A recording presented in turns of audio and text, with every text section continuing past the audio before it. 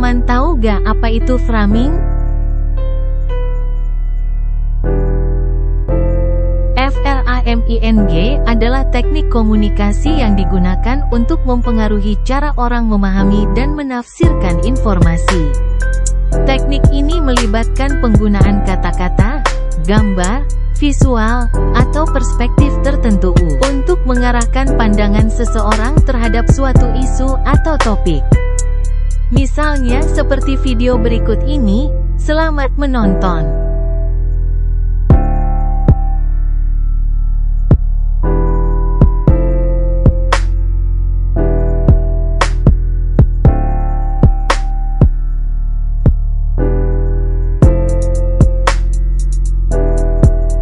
Selanjutnya adalah pengaplikasian framing.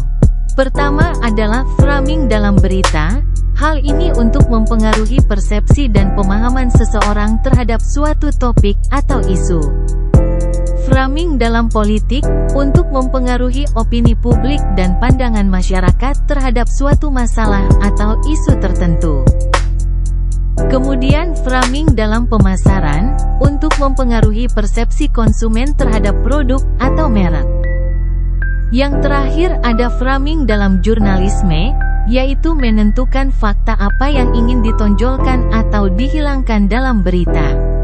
Selanjutnya, keunggulan framing. Mengungkapkan perspektif, metode penelitian framing dapat mengungkapkan perspektif. Mengembangkan kualitas, metode penelitian framing dapat mengembangkan kualitas penelitian.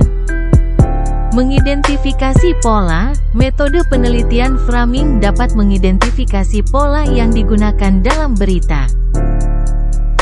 Mengembangkan kemampuan, metode penelitian framing dapat mengembangkan kemampuan penelitian. Mengembangkan teori, metode penelitian framing dapat mengembangkan teori tentang bagaimana media membentuk konstruksi atas realitas. Fleksibilitas, metode ini dapat diterapkan pada berbagai jenis media. Selanjutnya, kekurangan framing. Subjektivitas, proses identifikasi dan interpretasi frame bisa sangat subjektif. Pendekatan, metode penelitian framing terbatas pada pendekatan yang digunakan. Sulit digeneralisasikan. Hasil dari analisis framing seringkali spesifik terhadap konteks tertentu.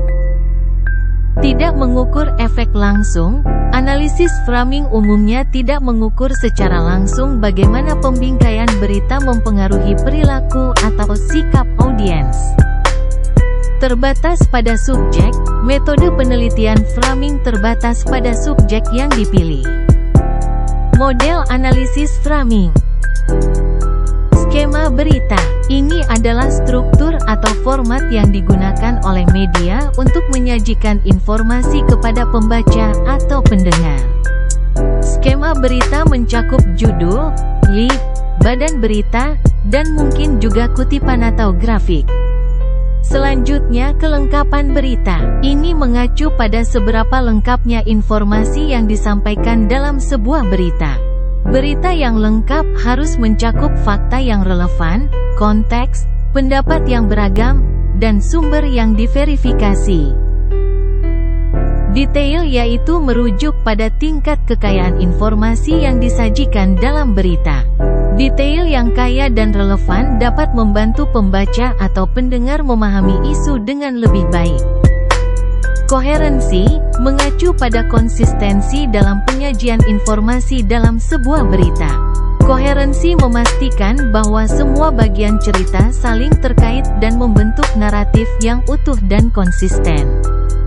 Bentuk kalimat, ini adalah struktur dan gaya kalimat yang digunakan dalam berita. Bentuk kalimat yang jelas dan ringkas dapat membantu menyampaikan pesan secara efektif kepada pembaca atau pendengar.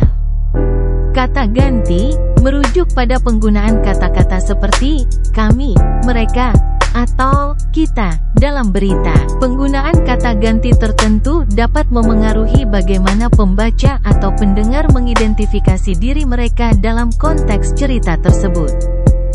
Leksikon mengacu pada pilihan kata-kata atau frasa yang digunakan dalam berita untuk menyampaikan pesan atau naratif tertentu. Pilihan leksikon dapat memengaruhi cara pembaca atau pendengar memahami dan merespons cerita tersebut. Aspek dalam framing. Menulis fakta atau realita berarti menyajikan informasi yang sesuai dengan kebenaran yang ada tanpa mengubah atau memanipulasinya. Dengan menekankan fakta dan realita, framing dapat membantu memastikan transparansi dan akurasi dalam penyampaian informasi. Selanjutnya, dengan menulis fakta, proses ini berhubungan dengan bagaimana fakta yang dipilih itu disajikan kepada khalayak. Teknik-teknik analisis framing menurut para ahli. Menurut Ehman, identifikasi masalah, evaluasi moral, dan penanggulangan masalah. Menurut GAMSON, level kultural level individu. Menurut Abrar, adalah ketidaksesuaian sikap dan perilaku empati.